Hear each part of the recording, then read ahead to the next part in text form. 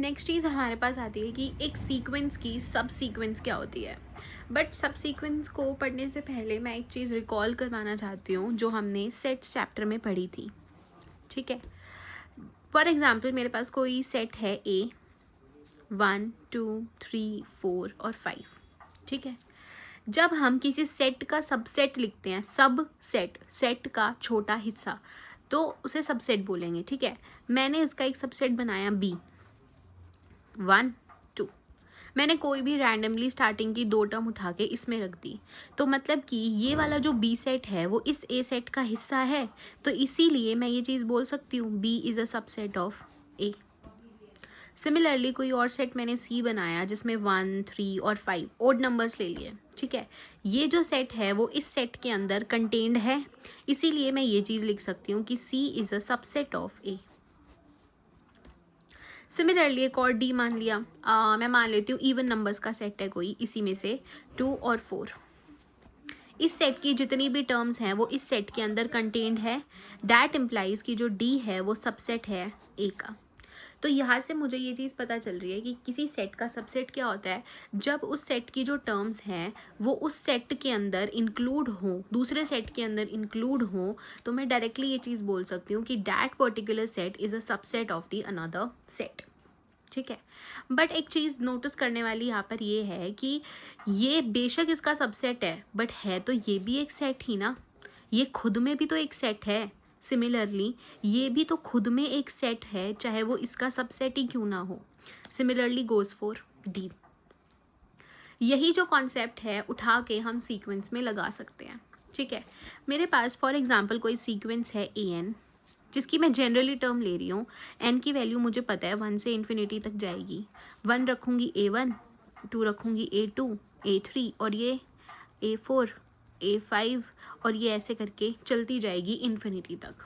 ये मैंने एक जनरल फॉर्म ले ली है किसी भी सीक्वेंस की।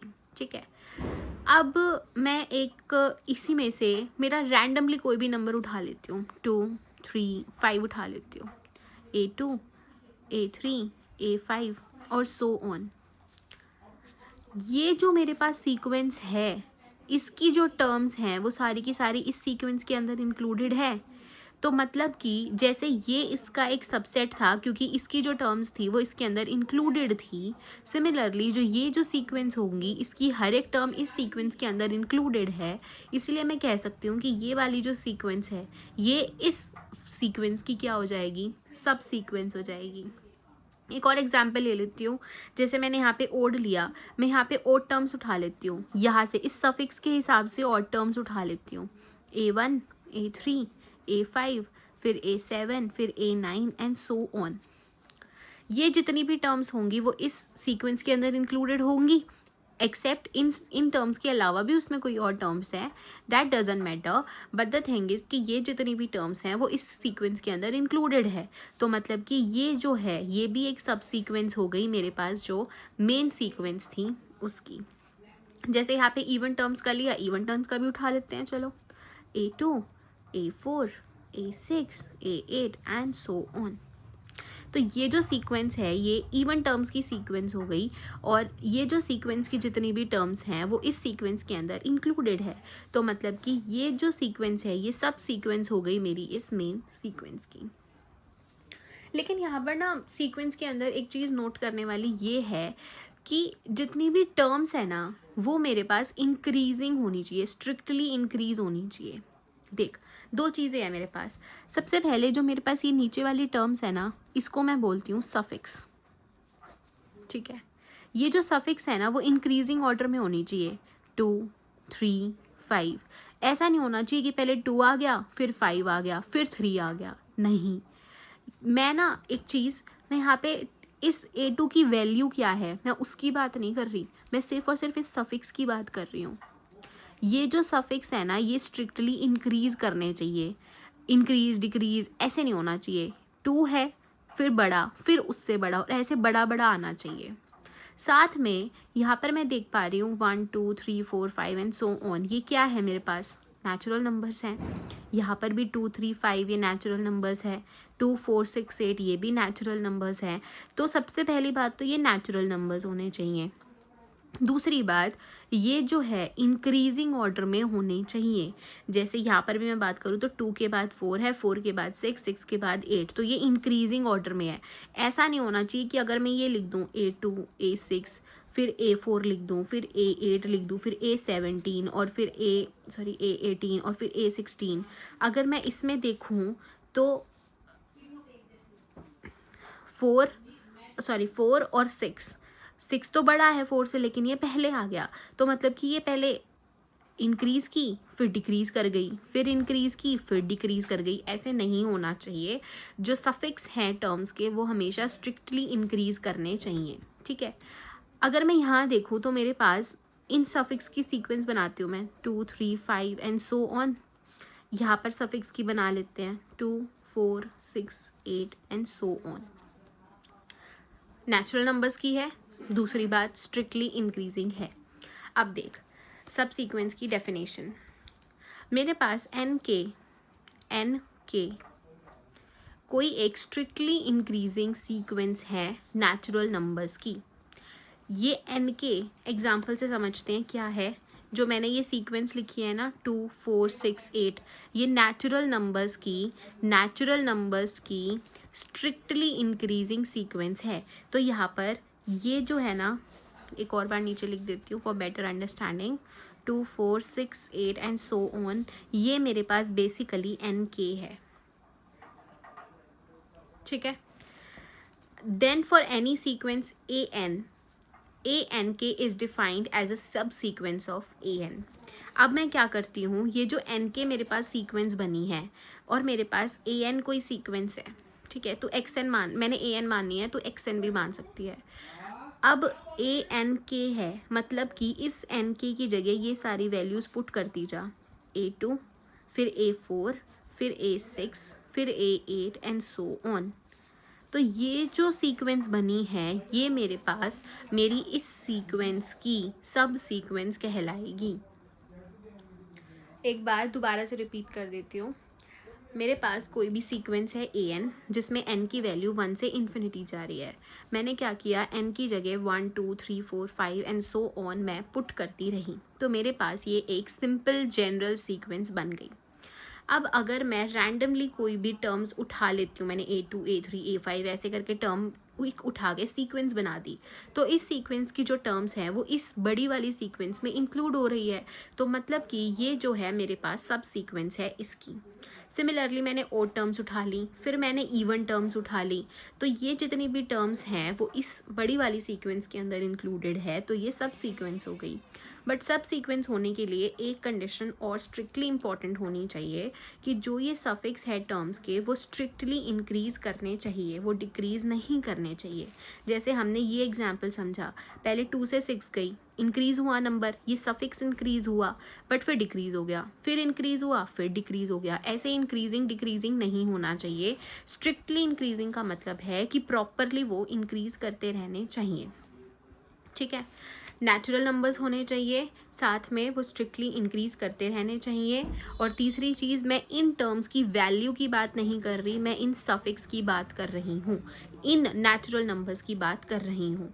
फिर जब हम डेफिनेशन को एक बार दोबारा समझें तो मेरे पास एक स्ट्रिक्टली इंक्रीजिंग सीक्वेंस है नेचुरल नंबर्स की, जिसको मैंने NK से डिनोट किया है।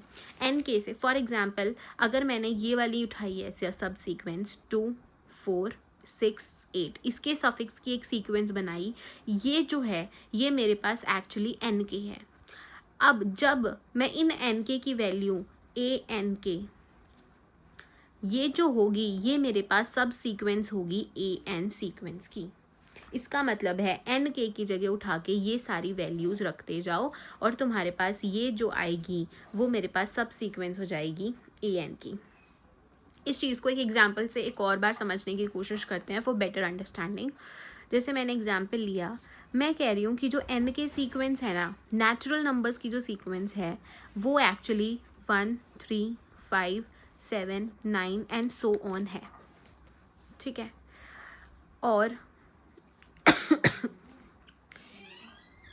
ANK सीक्वेंस मुझे बनानी है, तो ए एन के सीक्वेंस मेरे पास क्या हो जाएगी, इस एन के की जगह ये सारी एक एक करके वैल्यूज़ पुट करते रहो, A1, दूसरी term A3, A5, A7, A9 and so on. ये सब सीक्वेंस है या नहीं है, चेक करते हैं।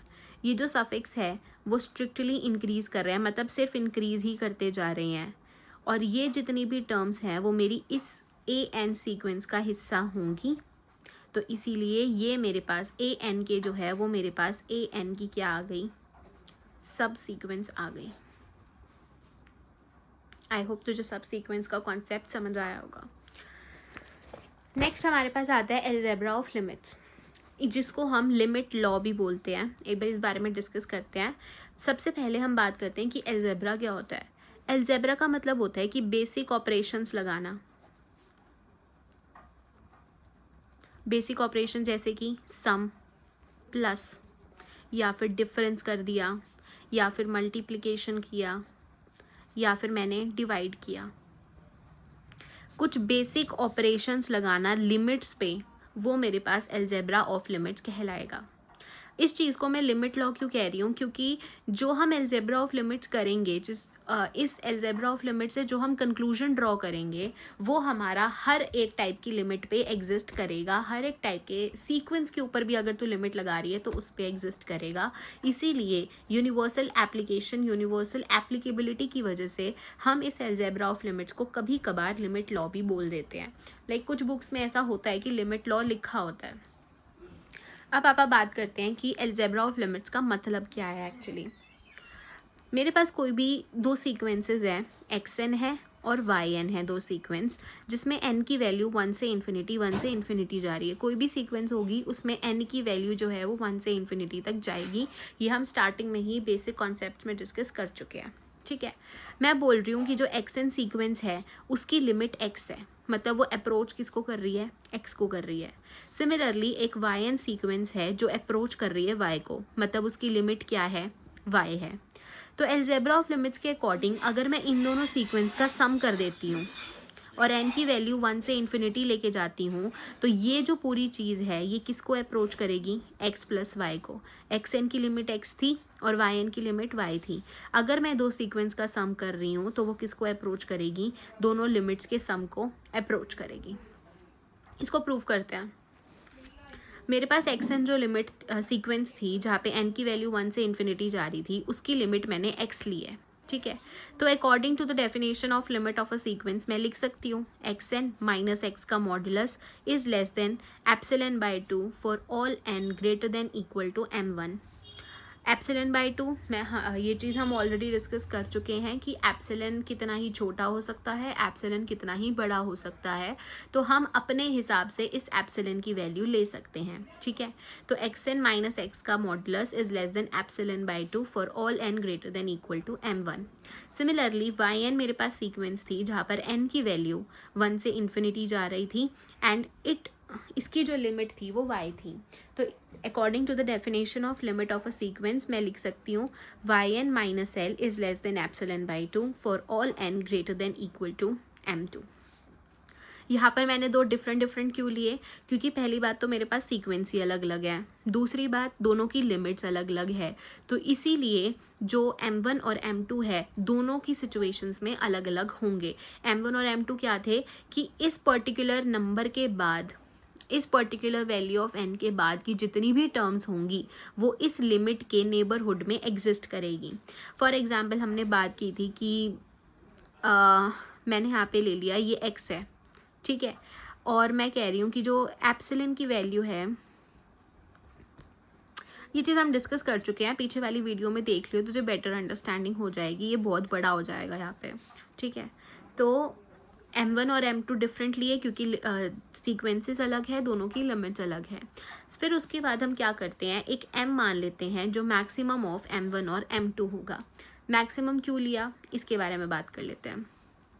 मेरे पास एक सीक्वेंस है, जैसे कि अगर मैं इस सीक्वेंस की बात करूं, मैं मान लेती हूं कि यहाँ पे जो m1 की वैल्यू है ना वो 50 है और इस m2 की वैल्यू मेरे पास 100 है। तो इसका मतलब है कि 50 के बाद की जितनी भी टर्म्स होंगी इस सीक्वेंस की, क्या मतलब है कि n की वैल्यू 50 रखने के बाद, मतलब 51, 52, 53, 54, ये सब वैल्यूज़ जब मैं इस सीक्वेंस के अंदर रखूँगी और जो टर्म्स आएंगी वो इस x के नेबरहुड में एग्जिस्ट करेगी, मतलब कि 50 के बाद की सारी वाली टर्म्स। जब मैं इस सीक्वेंस की बात करती हूँ तो जब मैं m2 की जगह 100 रखूँगी यहाँ पर, तो जो n की वैल्यू है वो या तो 100 या फिर 100 से बड़ी वैल्यूज़ जब मैं रखूँगी 101, 102, 3, 4 एंड सो ऑन इस सीक्वेंस के अंदर, तो जितनी भी टर्म्स आएंगी वो इस y लिमिट के नेबरहुड में एग्जिस्ट करेगी। Let me repeat my self. मैंने फॉर एग्जाम्पल लिया कि मैंने m1 की वैल्यू 50 ले ली, तो n greater than equal to 50 का मतलब है कि जब मैं n की वैल्यू 50 या फिर 50 से ज़्यादा रखूँगी इस सीक्वेंस के अंदर, तो जो भी वैल्यूज़ आएंगी वो इस लिमिट के नेबरहुड में आएगी। फॉर एग्जांपल यहाँ x आ रहा है और ये नेबरहुड है, तो इस 50 के बाद की जितनी भी टर्म्स हैं। सिमिलरली अगर मैं m2 की वैल्यू फॉर एग्जांपल 100 ले लेती हूँ, तो n greater than equal to 100 आ गया, मतलब 100 रखेंगे या 100 से ज़्यादा कोई n की वैल्यू रखेंगे इस सीक्वेंस के अंदर, तो जो वैल्यूज़ हैं वो इस y नेबरहुड के अंदर आएगी और वो ε/2 से छोटी होगी। तो यहाँ मान लेती हूँ 100 है, तो 100 के बाद की सारी टर्म्स, तो 50 रखने पे ये सारी टर्म आ रही है, 100 पे इतनी सी टर्म आ रही है। तो इन दोनों में से कॉमन कितना पार्ट है दोनों के अंदर, ये नीचे वाला पार्ट है और ये मैक्सिमम वैल्यू के बाद आ रही है, तो इसीलिए हमने यहाँ पर मैक्सिमम ऑफ m1 और m2 लिया है। मिनिमम अगर लेते तो 50 के बाद की सारी वैल्यूज़ आती, बट इनके बीच की जो वैल्यूज़ है वो तो इस 100 के बाद वाली में इंक्लूड नहीं हो रही, तो इसीलिए हमने यहाँ पे मिनिमम ना लेकर मैक्सिमम लिया है। ठीक है, अब देख, इस सीक्वेंस को भी इस m1 की जगह अब मैं m रख सकती हूँ, इस m2 की जगह मैं m रख सकती हूँ। इन दोनों इक्वेशन में मैंने यही किया, m1 की जगह m रख दिया, m2 की जगह m रख दिया। अब मैं क्या करती हूँ, ये चीज़ निकालनी है मुझे, ठीक है, ये स्टेप तुझे याद करना पड़ेगा। मुझे अब इस चीज़ के बाद ये चीज़ लेनी है। मैं क्या करती हूँ, इस माइनस की वजह से इसको सॉल्व करके देखते हैं। xn प्लस yn, यहाँ माइनस है तो अंदर के साइन चेंज हो जाएंगे, -x -y, तो xn माइनस x इन दोनों को साथ कर दिया और yn माइनस y इन दोनों को साथ कर दिया और बीच में प्लस है मॉड्यूलस के साथ। मुझे पता है modulus of a plus B less than equal to modulus of a plus modulus of b, तो यही वह चीज़ मैंने यहाँ पुट की। ये चीज़ less than equal to modulus of a, इसको a मान लो और इसको b मान लो, तो modulus of a plus modulus of b के इक्वल आएगा। ये चीज़ मुझे पता है from this is less than λ/2, less than λ/2, और यहाँ पर भी ये चीज़ लेस देन λ/2 है, तो λ/2, बीच में प्लस था तो प्लस लगा दिया for all n greater than equal to m, क्योंकि यहाँ पे n greater than equal to m चल रहा है। इन दोनों को ऐड करेंगे, LCM 2 ε/ε 2 ε/2 दैट इज़ एप्सिलन, तो ये लेस देन एप्सिलन आ गया for all n greater than equal to m। तो मेरे पास बेसिकली क्या चीज़ आई है कि जो modulus of xn plus yn minus x plus y, यही चीज़ थी मेरे पास, यहाँ पर मेरे पास यही चीज़ थी, तो यही चीज़ मैंने एज इट इज़ उठाकर यहाँ लिख दी। ये मेरे पास लेस देन एप्सिलन आ गया for all n greater than equal to m। जब हमने ये चीज़ लिखी थी, limit n tends to infinity xn is equal to l, तो इस चीज़ को मुझे पता है according to the definition of limits मैं लिख सकती थी xn minus l is less than epsilon for all n greater than equal to m, अगर तुझे याद हो तो। अब यहाँ पर मेरे पास ये चीज़ है और मैंने ये चीज़ बनाई है, कैसे, इस xn की जगह xn प्लस yn है और इस l की जगह मेरे पास x प्लस y है। ये लेस देन एप्सिलन आ गया for all n greater than equal to m, तो इस चीज़ को जब मैं ऐसे लिख सकती हूँ तो इस चीज़ को भी तो ऐसे लिख सकती हूँ, तो मैंने वही किया। Limit n tends to infinity xn plus yn is equal to x plus y। इससे मैं कह सकती हूँ कि जो xn प्लस yn है वो किस पे कन्वर्ज कर रहा है, x प्लस y के ऊपर कन्वर्ज कर रहा है। That means xn plus yn का जो सम होगा और जब मैं उसके ऊपर लिमिट लगाऊंगी n टेंड्स टू इन्फिनिटी, वो किसको अप्रोच करेगा, x प्लस y को अप्रोच करेगा। अब एक चीज़ तूने अपने नोट्स में नहीं लिखी थी, मैं एक चीज़ फिर भी ये बता देना चाहती हूँ। जैसे कि मेरे पास xn सीक्वेंस है x1 x2 x3 and so on. मुझे पता है n की वैल्यू 1 से इन्फिनिटी है। सिमिलरली एक yn सीक्वेंस है जहाँ पर n की वैल्यू 1 से इन्फिनिटी जा रही है, y1, y2, y3 and so on. जब मैं इन दोनों सीक्वेंसेस का सम करती हूँ तो मेरे पास ये सम कैसे होता है, तुझे ये चीज़ पता होनी चाहिए। फर्स्ट टर्म के अंदर फर्स्ट टर्म ऐड होती है x1 प्लस y1, तो इनके सम की पहली टर्म बनेगी जब मैं इन दोनों टर्म्स को ऐड कर दूंगी। सिमिलरली सेकेंड टर्म बनेगी x2 प्लस y2, तीसरी टर्म बनेगी x3 प्लस y3 और ऐसे इन्फिनिटी तक जाता जाएगा।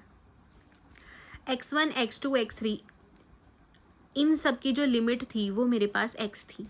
मतलब ये सारी जितनी भी टर्म्स होंगी वो किसके बाद किसको अप्रोच कर रही होगी, x को अप्रोच कर रही होगी। और ये जो yn है उसकी लिमिट मैं मान रही हूँ कि y है। मतलब ये जो जितनी भी टर्म्स हैं ये धीरे धीरे करके किसके टुवर्ड्स जा रही है, किसको अप्रोच कर रही है, y को अप्रोच कर रही है। साथ में हम एक ये चीज़ लेके चल रहे हैं for all n greater than equal to m। मतलब एक फिक्स्ड वैल्यू के बाद की जितनी भी वैल्यू है ना n की, जब मैं उन n की वैल्यूज़ को इस सीक्वेंस के अंदर रखूँगी तो जो वो टर्म्स आएंगी वो सारी की सारी इसके नेबरहुड में एग्जिस्ट करेगी। सिमिलरली एक फिक्स्ड नंबर के बाद जितनी भी n की वैल्यूज़ होंगी उन n की वैल्यूज़ को जब मैं इस सीक्वेंस के अंदर रखूँगी तो जो भी टर्म्स मेरे पास आएंगी वो किसके नेबरहुड में एग्जिस्ट करेगी, y के नेबरहुड में एग्जिस्ट करेगी। सिमिलरली जब मैं इस सीक्वेंस की बात कर रही हूँ तो इसकी लिमिट मेरे पास बन जाएगी, xn की लिमिट थी x और इसकी लिमिट थी y, x प्लस y। तो इसका मतलब है कि जब मैं इन सभी टर्म्स को करूँगी, ऐड करके सीक्वेंस बनाऊंगी, तो जो सीक्वेंस मेरे पास आएगी वो किसको अप्रोच करेगी, जो इन दोनों को ऐड करके वैल्यू आएगी for all n greater than equal to m। एक फिक्स्ड n की वैल्यू के बाद की जितनी भी n की वैल्यूज़ होंगी जब मैं उसे इस सीक्वेंस के अंदर रखूँगी तो जो भी वैल्यूज़ आएंगी वो किसके नेबरहुड में एग्जिस्ट करेगी, x प्लस वाई के नेबरहुड में एग्जिस्ट करेगी। इस चीज़ को हम ऐसे भी लिख सकते थे, limit n tends to infinity xn is equal to x, और इस चीज़ को लिख सकते हैं limit n tends to infinity yn is equal to y। इस चीज़ के बारे में हम पहले डिस्कस कर चुके हैं, तो यही चीज़ हमने यहाँ पे डिस्कस की है। ये था एडिशन के लिए।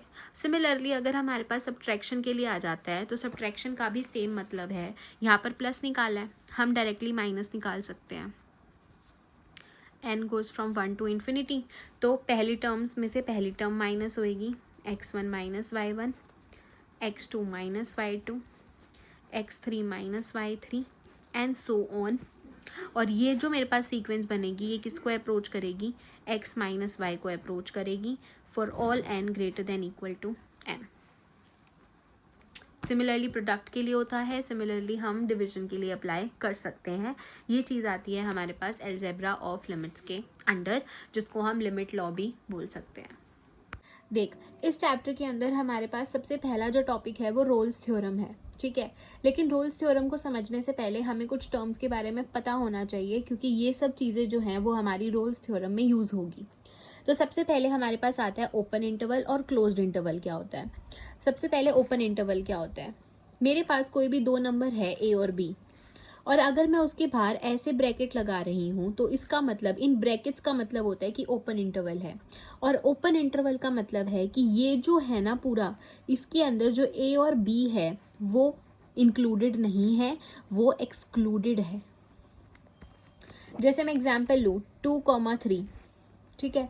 तो इन ब्रैकेट्स का मतलब है कि ओपन इंटरवल है, और ओपन इंटरवल का मतलब है कि 2 और 3 इंक्लूडेड नहीं है, लेकिन इनके बीच के जो नंबर है जैसे 2.1, 2.2 या फिर 2.23, ये सब जो नंबर्स हैं जो इन दोनों के बीच में लाई कर रहे हैं वो सब इंक्लूडेड होते हैं, बट 2 और 3 इंक्लूडेड नहीं होते। इसका मतलब होता है ये ओपन इंटरवल है। क्लोज्ड इंटरवल के लिए हम ये वाले ब्रैकेट्स यूज़ कर देते हैं, स्क्वायर ब्रैकेट्स यूज़ कर देते हैं, और a, b। जब भी तुझे ये ब्रैकेट्स दिखे तो मतलब कि ये क्लोज्ड इंटरवल है, और क्लोज्ड इंटरवल का मतलब है कि a और b जो है वो इंक्लूडेड है। जैसे अगर मैं 2,3 इन ब्रैकेट्स के साथ लिखूं तो मतलब कि 2 और 3 के बीच की तो वैल्यूज़ इंक्लूडेड है ही है, बट साथ में 2 और 3 भी इंक्लूडेड है। तो ये होता है ओपन इंटरवल और क्लोज्ड इंटरवल के बीच का डिफरेंस। उसके बाद एप्लीकेशंस ऑफ डेरिवेटिव्स कर रहे हैं तो ऑफ कोर्स डेरिवेटिव या फिर डिफरेंशिएशन, डेरिवेटिव और डिफरेंशिएशन एक ही चीज़ होती है, इन दोनों के बारे में तो ऑफ कोर्स पता होना चाहिए। बेसिकली हमने ना जब डिफरेंशिएशन के बारे में बात की थी तो उस टाइम मैंने तुझे बताया था कि जो डिफरेंशिएशन होता है ना, इसका मतलब हम इसको पहली बात तो ऐसे लिखते हैं dy/dx, और इसका क्या मतलब था कि जो y में चेंज आ रहा है विद रिस्पेक्ट टू x, उसको हम डिफरेंशिएशन बोलते हैं। और ये जो dy/dx है ना, इसको हम y2 - y1, इस d का मतलब है चेंज, तो y1 से मेरे पास कोऑर्डिनेट है x1, y1, और यहाँ से वो x2, y2 पे चले गए, तो इन दोनों के बीच में क्या चेंज आया पोजीशंस में, उसको हम डिफरेंशिएशन बोलते हैं। चेंज का मतलब ही होता है डिफरेंशिएशन, ठीक है। तो जब हमें स्लोप निकालना होता है तो हम क्या करते हैं, y की वैल्यूज़ को माइनस करते हैं, फिर डिवाइड में x की वैल्यूज़ को माइनस करते हैं, और इसको शॉर्ट में हम dy/dx लिख सकते हैं। और ये dy/dx ही मेरे पास क्या होता है, स्लोप होता है। और स्लोप का दूसरा जो फॉर्मूला होता है वो होता है tan थीटा। टेंजेंट हमने ट्रिग्नोमेट्री 10th में पढ़ी थी, तो वहाँ से अगर तू tan याद करे तो tan मेरे पास होता है एक राइट एंगल ट्राइंगल है PQR, ये हाइपोटेन्यूस है, ये बेस है, मैं यहाँ पे ले रही हूँ अगर एंगल थीटा, ये बेस हो गया और ये मेरे पास हो गया परपेंडिकुलर। तो tan थीटा मेरे पास होता था इस थीटा के रिस्पेक्ट में परपेंडिकुलर ओवर बेस, ठीक है। तो फिर स्लोप का मतलब होता है tan थीटा। और ये जो थीटा होता है ना, हमारे पास कोई भी ऐसा कर्व होता है, ध्यान रखियो मैं कर्व की बात कर रही हूँ, मैं लाइन की बात नहीं कर रही। कर्व हमारे पास जब होता है तो उस कर्व पे हम कोई भी ऐसे किसी भी पॉइंट पे टेंजेंट खींच सकते हैं। टेंजेंट का ना बेसिकली अगर सिंपल मतलब देखें तो वो ये होता है कि एक ऐसी लाइन सेगमेंट जो किसी भी कर्व को सिर्फ और सिर्फ एक पॉइंट पे टच कर रही हो। टेंजेंट की और भी बहुत डेफिनेशंस होती है, लेकिन हमारे में अभी तो इतना समझ ले तो काफ़ी है। कर्व के ऊपर कोई एक ऐसी लाइन सेगमेंट जो उस कर्व को एक ही पॉइंट पे टच कर रही है, उसको हम टेंजेंट बोलते हैं। और टेंजेंट ऑफ थीटा मेरे पास स्लोप के इक्वल होता है, और स्लोप और डिफरेंशिएशन एक ही चीज़ होती है। यहाँ पे जो थीटा है ना, तो वो थीटा, ये वाली जो लाइन सेगमेंट है, ये जो टेंजेंट है, ये एक्स एक्सिस के साथ ये कौन सा एंगल बना रही है, वो थीटा की वैल्यू होती है। तो यहाँ पे tan थीटा, इस थीटा का tan वो मेरे पास डिफरेंशिएशन के इक्वल होगा। हम ये चीज़ भी यूज़ कर सकते हैं डेरिवेटिव के लिए, बट इस चैप्टर में हम मेजरली इस tan थीटा का यूज़ करेंगे। तो ध्यान रखियो कि डिफरेंशिएशन और स्लोप एक ही चीज़ होती है। dy/dx तो एक फॉर्मूला था ही डिफरेंशिएशन का, साथ में tan ऑफ थीटा भी मेरे पास डिफरेंशिएशन होता है, जहाँ पे थीटा क्या होता है कि एक किसी भी कर्व के ऊपर जब हम एक टेंजेंट बनाते हैं, टेंजेंट क्या होती है, जो उस कर्व को एक ही पॉइंट पे टच कर रही है। ये जो है वो इसको एक ही पॉइंट पे टच कर रही है, तो ये जो टेंजेंट है वो एक्स एक्सिस के साथ कितना एंगल बना रही है, कितना थीटा बना रही है, इसको हम थीटा बोलते हैं। कितना एंगल बना रही है वो tan ऑफ थीटा होता है, और वो डिफरेंशिएशन के इक्वल होता है, ठीक है। अब मैंने ये वाला केस लिया, मैंने एक लाइन सेगमेंट ड्रॉ की हुई है एक्स एक्सिस के पैरेलल, यहाँ पे लिखा हुआ है ए बी जो है वो ओ एक्स के पैरेलल है, ए बी जो है वो ओ एक्स के पैरेलल है। तो ए बी जो लाइन सेगमेंट है वो ओ एक्स को कहीं पे भी टच नहीं कर रही है। टच नहीं कर रही है का मतलब है कि जो थीटा है वो 0 डिग्री हो गया।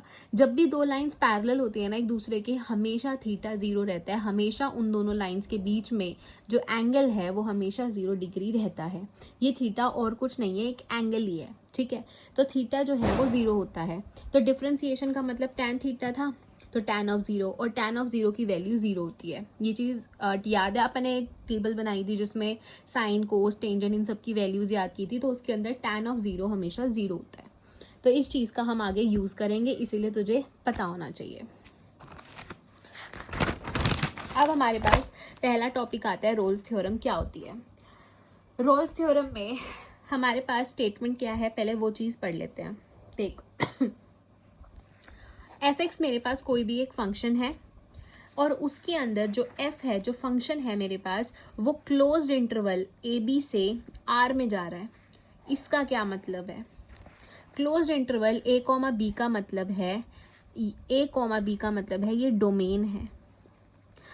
इस फंक्शन के अंदर जो मैं इनपुट वैल्यूज़ रखूँगी वो इस इंटरवल में, इस इंटरवल से बिलोंग करेगी, और जो मेरे पास रिजल्ट आएगा, जो मेरे पास रेंज आएगी, वो मेरे पास कौन सी होगी, रियल नंबर्स की होगी। रियल नंबर्स के आने का मतलब है कि मेरे पास वैल्यूज़ पॉजिटिव भी आ सकती है, नेगेटिव भी आ सकती है, और फ्रैक्शन में भी आ सकती है, और इरेशनल नंबर्स भी आ सकते हैं।